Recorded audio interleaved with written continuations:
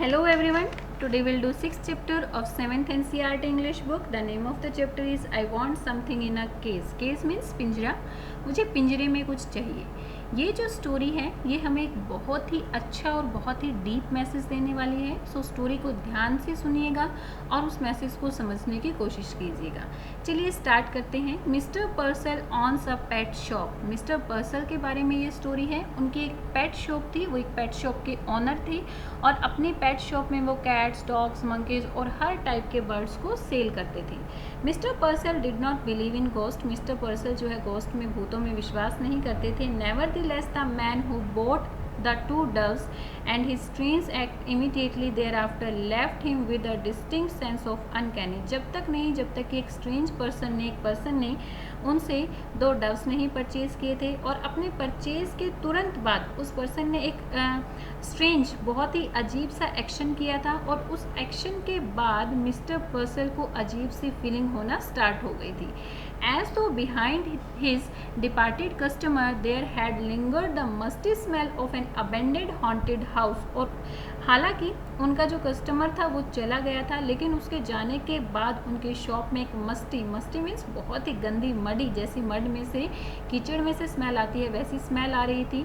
और ऐसी स्मेल एक छोड़े हुए अबेंडेड हॉन्टेड हाउस, छोड़े हुए जो हॉन्टेड हाउस होते हैं वैसे घर में से भी आती है. तो वैसी ही स्मेल अब मिस्टर पर्सल के शॉप से आ रही थी.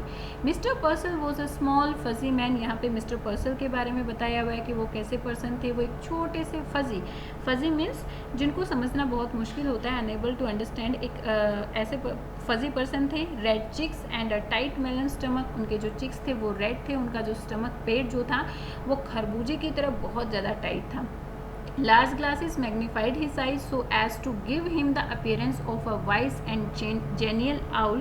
और उनकी आंखों पर एक बड़ा सा चश्मा रखा हुआ था और वो अपने बड़े से चश्मे को में से एक बुद्धिमान और मिलनसार उल्लू की तरह जो है हर एक चीज़ को देखते रहते थे और पहचानते रहते थे. He owned a pet shop. उनकी एक पेट शॉप थी. He sold cats and dogs and monkeys. वो कैट्स, डॉग्स और मंकीज को सेल करते थे.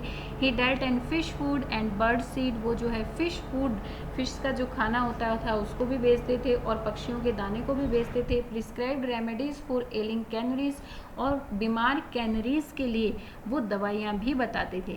Displayed on his shelves long rows of ornate and gilded cages. और उन्होंने अपनी दुकान की जो शेल्फ्स थी उनके ऊपर जो केज होते थे, जो उनके पास जो भी केजेस थे, पिंजरे थे, उनको बहुत अच्छी तरह से सजा के रखा हुआ था. Okay. A constant stir of movement pervaded his shop. Whispered twisters, sly rustling, swells, cheeps and sudden quakes. उनकी दुकान में लगातार अजीब सी आवाज़ें होने लगी. फुसफुसाहट की आवाज़, बहुत धीमे से, गोपनीय सी, मतलब ऐसी आवाज़ें जो सुनाई न दे वैसी आवाज़ें, रोने की, चींची करने की, और फिर अचानक से तीखी चीखें जो है शुरू हो गई थी. ओके. नेक्स्ट है स्मॉल फीट स्कैम्पर्ड इन फ्रेंटिक सर्कल्स. उनके जो छोटे छोटे फीट थे वो जो है अपने छोटे पैरों के साथ फ्रेंटिंग, इधर उधर जो है मूव करना उन्होंने शुरू कर दिया था. हड़बड़ाहट में, फ्रेंटिंग क्या होता है? हड़बड़ाहट. हड़बड़ाहट में इधर उधर उन्होंने मूव करना शुरू कर दिया था. Frightened, bewildered and blindly seeking. Frightened डर जाना, और बिविल्ड में का मीनिंग भी क्या होता है? फ्राइटन्ड ही होता है, हक्के बक्के होकर. और ब्लाइंडली मतलब अंधों की तरह वो कुछ ढूंढना उन्होंने शुरू कर दिया था.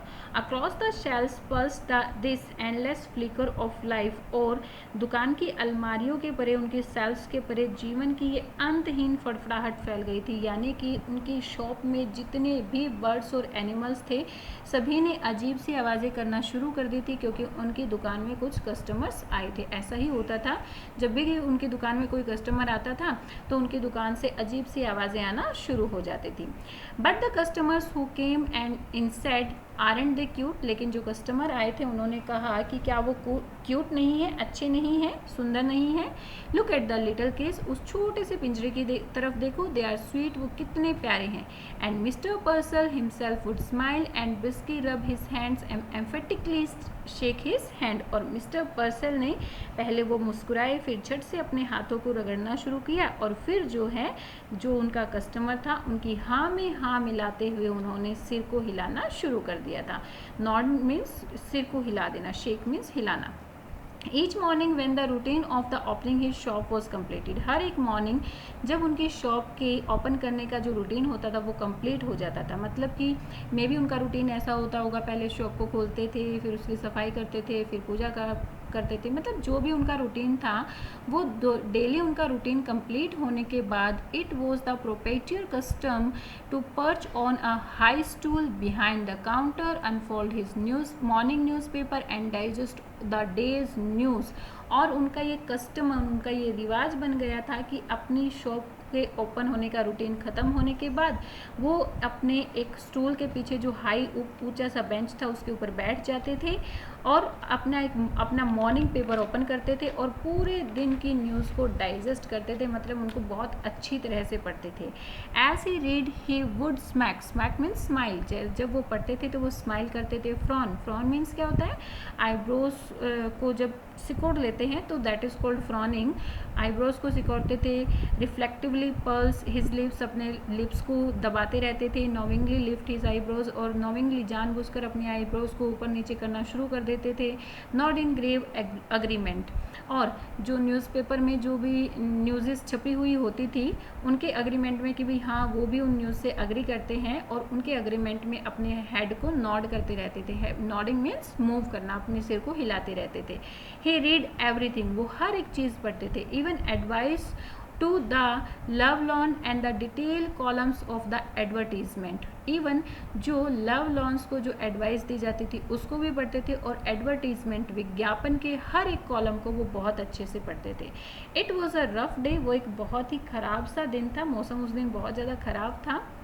A strong wind blew against the high plate glass windows, और उसकी शीशे वाली खिड़कियों से टकराती हुई एक बहुत तेज़ हवा चल रही थी। Smoke flame the wintry city and the air was grey with a thick frost, और सर्द मौसम में शहर पर धुएं की एक चादर ढकी हुई थी, और पाले की चादर के साथ यानी कि जो फोग थी उसकी चादर के साथ बहुत ज़्यादा धुंधली सी दिखाई दे रही थी। Having completed his usual task, और अपने यूजुअल टास्क कंप्लीट करने के बाद यानी कि डेली जो उनके टास्क होते थे, डेली जो उनके रूटीन के काम होते थे अपनी शॉप को ओपन करने के बाद, उनके अपने काम पूरे करने के बाद Mr Purcell again mounted the high stool, Mr Purcell जो है उस ऊंचे स्टूल के ऊपर बैठ गए and unfold the his morning paper, और अपना अखबार उन्होंने खोल लिया। He adjust his glasses and glance at the day's headline, उन्होंने अपने चश्मे को ठीक किया और दिन की मुख्य खबरों को पढ़ा।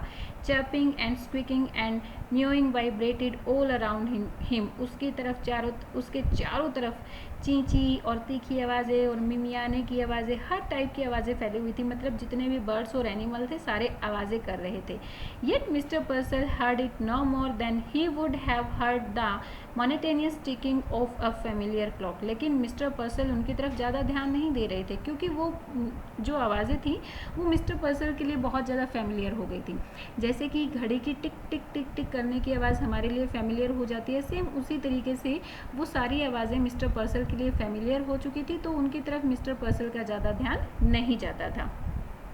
There was a bell over the door that jingled whenever a customer entered, और उनके डोर के ऊपर एक बेल बंधी हुई थी, वो जब भी कोई कस्टमर उनकी शॉप में एंटर करता था तभी वो बजती थी।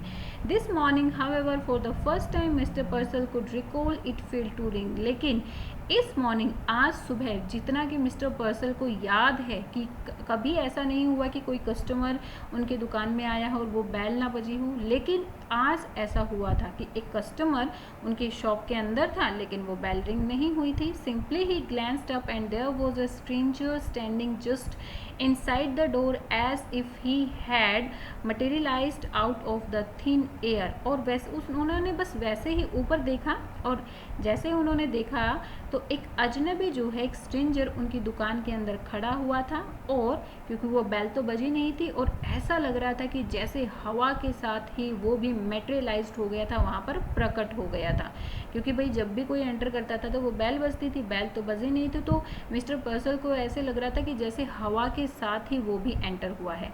Good morning he beamed, what can I do for you, वो जो है क्या करता है, अपने गुड मॉर्निंग बोलता है उसको और कहता है कि मैं तुम्हारे लिए क्या कर सकता हूँ.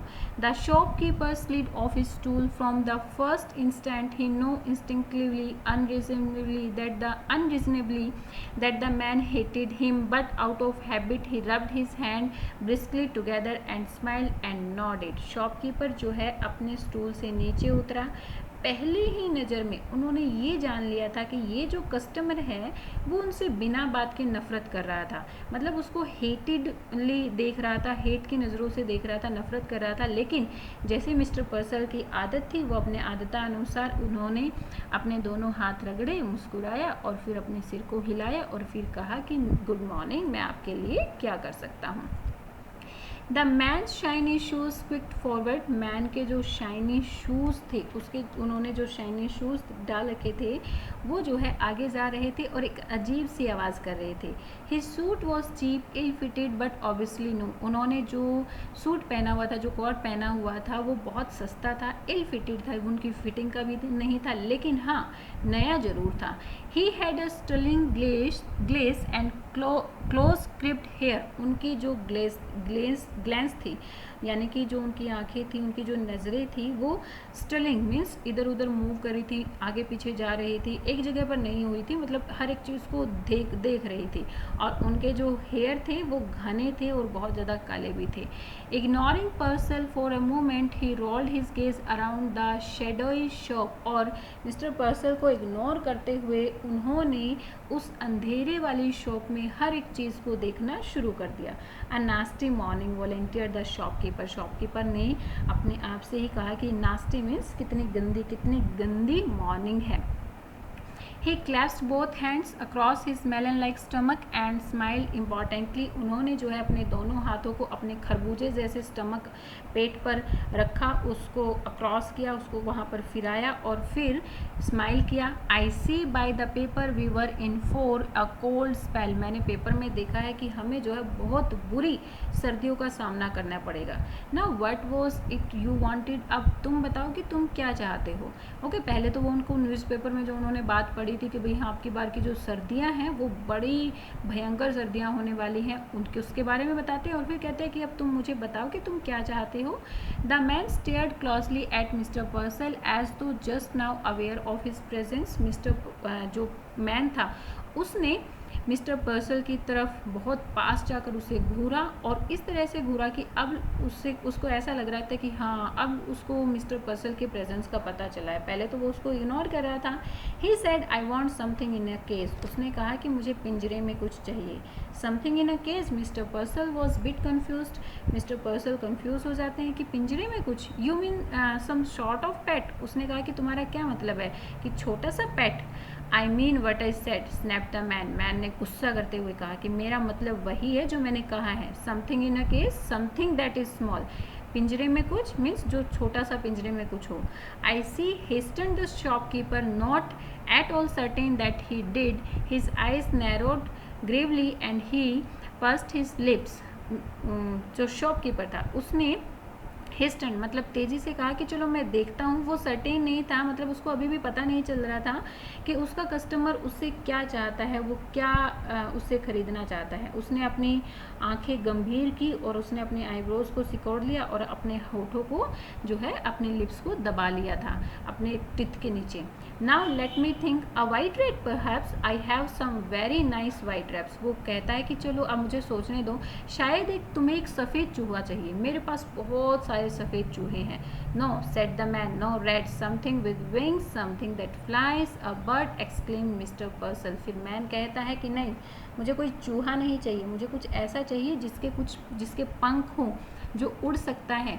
ओह, मिस्टर पर्सल फिर चिल्लाता है, ओ तुम्हें एक बर्ड चाहिए. A bird's, all right. The customer pointed suddenly to a suspended case which contained 2 snowy birds' doves. How much for those? Customer फिर कहता है कि हाँ एक बर्ड, हाँ वो ठीक है. फिर जो है वो एक पिंजरे की तरफ देखता है जिसमें 2 स्नोवी बर्ड्स थे और बर्ड्स डव्स थे. वो पूछता है कि इनका कितना प्राइस है. 550. कम द प्रॉम्प्ट आंसर, एकदम से आंसर आता है 5.5, 550 यानी कि 5 और half. And a very reasonable price, they are a fine pair. वो कहता है कि ये बहुत सही, रिजनेबल मीन्स बिल्कुल सही, बिल्कुल अच्छा प्राइस है, क्योंकि ये बहुत अच्छा पेयर है, बहुत अच्छे बर्ड्स हैं ये।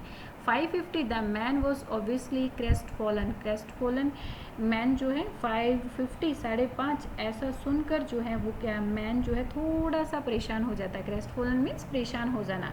ही hesitatingly produced a $5 bill. I would like to have these birds but this is all I have got, just $5। वो जो है अपनी पॉकेट से $5 के का एक नोट निकालता है और वो कहता है कि मुझे ये बर्ड्स तो चाहिए लेकिन मेरे पास सिर्फ $5 ही हैं। Mentally Mr. Purcell made a quick calculation which told him that a 50-cent reduction he could still reap a tidy profit। Mister Purcell जो है अपने माइंड में ही कैलकुलेशन करते हैं और कैलकुलेशन के बाद वो सोचते हैं कि भाई 50 सेंट्स जो हैं डिडक्ट होने के बाद भी उन्हें एक अच्छा प्रॉफिट मिलने वाला है। ओके, ही स्माइल्ड मैनिंगेमसली, वो जो है बहुत अच्छे से स्माइल करते हैं। My dear man, if you want them that badly you can certainly have them, you can certainly have them for $5। वो कहता है कि ओ माई डियर मैन, अगर तुम इन्हें बहुत चाहते हो, मतलब इनको ख़रीदना ही चाहते हो, तो ठीक है, मैं तुम्हें ये जो है $5 में भी दे देता हूँ। I'll take them। He laid his $5 on the counter। वो मैन कहता है कि हाँ मुझे इनको लेना है और वो अपने $5 जो है काउंटर के ऊपर रख देता है।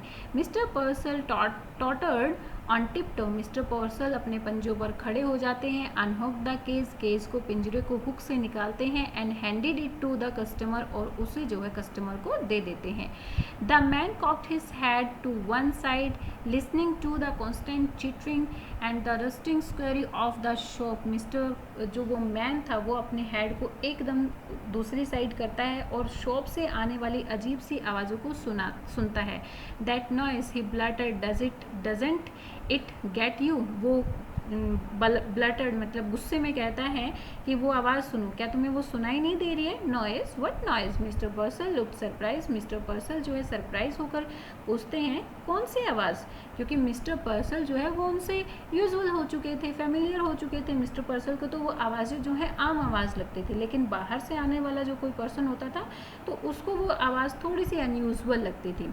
He could hear nothing unusual. उसको यहाँ पर कुछ भी अनयूजुअल, कुछ भी अजीब सुनाई नहीं दिया, क्योंकि वो फेमिलियर था इन सब आवाज़ों के और डेली सुनता रहता था। The customer glared, I mean all that cage stuff drives you crazy doesn't it. और जो कस्टमर था वो जो है थोड़ा सा वो अपनी आइज़ को अपने आईब्रोज को ऊपर चढ़ाता है और कहता है कि मुझे लगता है कि ये जो आवाज़ें हैं ना, इन्होंने तुम्हें पागल बना दिया है, ऐसा ही कुछ है। Mister पर्सल Drew back, either the man was incense और ड्रंक। मिस्टर पर्सल थोड़ा सा पीछे हट जाता है। वो सोचता है कि या तो ये मैन पागल है या फिर इसने शराब पी रखी है। He said hesitantly, yes certainly I guess too। वो जो है हेजिटेट करता हुआ कहता है कि हाँ हाँ मुझे भी लगता है कि इन आवाज़ों ने मुझे पागल बना दिया। मतलब मिस्टर पर्सल की एक हैबिट थी कि वो अपने कस्टमर्स के साथ अग्री होते थे, कि भाई उनके कस्टमर जो भी कहते थे वो उनकी हाँ में हाँ मिला देते थे। Listen that steering eyes come closer. वो कहता है कि वो अपनी घूरती हुई आंखों को मिस्टर पर्सल के पास ले जाकर कहता है कि सुनो, how long would you think it took me to make the $5। तुम्हें क्या लगता है कि मुझे ये $5 कमाने में कितना टाइम लगा होगा? The merchant means mister Purcell he वहाँ पर व्यापारी थे ना, मर्चेंट थे। Wanted to order him out of the shop. जो पर्सल थे, जो मर्चेंट था, वो चाहता था कि वो उस आदमी को ऑर्डर दे कि भाई अभी मेरी दुकान से बाहर निकल जाओ, but oddly enough he couldn't. लेकिन उसको ये थोड़ा सा अजीब लग रहा था तो वो नहीं कर पाया। He heard himself dutifully asking why long, how long did it take to you. वो उसने इस चीज़ को अपनी ड्यूटी समझते हुए कि भाई हाँ उसको अपने कस्टमर्स के साथ अच्छे से बात करनी चाहिए, इस चीज़ को अपनी ड्यूटी समझते हुए वो अपने उस मैन से पूछता है कि बताओ तुम्हें कितना लंबा टाइम लगा है, और इतना लंबा टाइम क्यों लगा है सिर्फ $5 कमाने में? The other laughed, 10 years at hard labor, 10 years to earn $5, 50 cent a year। तो फिर वो जो मैन था वो हंसता और कहता है कि मुझे ये $5 कमाने में 10 years लगे हैं। 10 years तक मैंने बहुत ज़्यादा मेहनत की है और मुझे उस मेहनत के हर साल 50 सेंट्स दिए जाते थे और उसके बाद ही मुझे जो है 10 ईयर्स में ये $5 मिले हैं. It was best Purcell decided to humor him. My 10 years, that's certainly a long time now. अब मिस्टर पर्सल को लगा कि चलो थोड़ा सा इस पर्सन के साथ मजाक कर लिया जाए या बातें कर ली जाए. वो कहता कि ओ माई गॉड 10 ईयर्स, इतना लंबा टाइम कैसे लगा. They gave you $5, laughed the man, and a cheap suit and tell you not to get caught again. वो जो है उन्होंने मुझे $5 दिए और ये सस्ता सा सूट दिया और कहा कि दोबारा मत पकड़े जाना. यानी कि वो जो पर्सन था वो कहाँ से आया था, जेल से आया था. मे बी पुलिसमैन जो कॉप्स थे उन्होंने उसको वो कॉट दिया और $5 दिए और कहा कि दोबारा तुम जेल में मत आना. Mister Purcell mopped his sweating brows. अब ये बात सुनकर मिस्टर पर्सल को जो है पसीना आ जाता है. वो अपने फोरहेड से अपने आईब्रोज के ऊपर से पसीने को पूछते हैं. Now about the care and feeling of your doves I would advise. वो कहता है कि अब तुम्हारी डव्स कि भाई तुम्हारी डव्स की तुम्हें केयर कैसे करनी है, उनको क्या फीड करना, क्या खाना खिलाना है, मैं तुम्हें कुछ एडवाइस देना चाहता हूँ. वाह. The man swung around and stopped abruptly from the store. Man कहता है वाह.